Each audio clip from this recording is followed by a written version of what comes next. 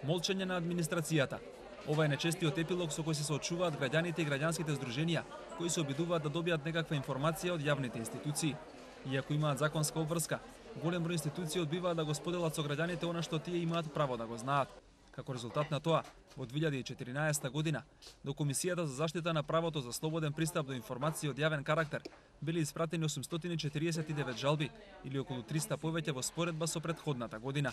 Апсолутен рекордер е Сдруженијето за еманципација, солидарност и еднаквост на жените ЕСЕ од Скопје, кое поднело дури 498 жалби.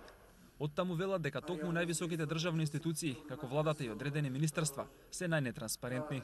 Институциите на национално ниво се многу повешти во избегнувањето за обезбедување на информации во самата постапка.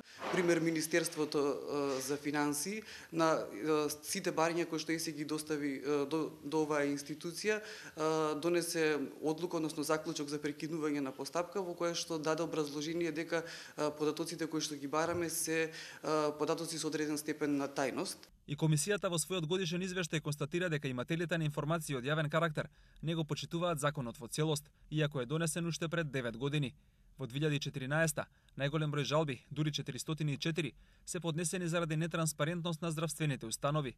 Потоа следуваат државните институции со 241 жалба, јавните претпријатија со 98 и општините со 60 жалби. Според Антич, одлуките на Комисијата им помогнале да добијат дел од бараните одговори. Сепак, тој потенцира дека тоа оди потешко кога станува збор за институциите кои се повисоко на хиерархиската скала. Особено кога станува збор за институции на национално ниво, како што се Министерството за финансии, владата, Министерството за здравство и така натаму. И во најголем дел од случаите, кога станува збор за овие институции и кога Комисијата постапува по жалби против овие институции, ги секогаш ги потврдува одлуките на самите институции, а не ги прифаќа образложенијата или не во целост ги прифаќа образложенијата на жалителот.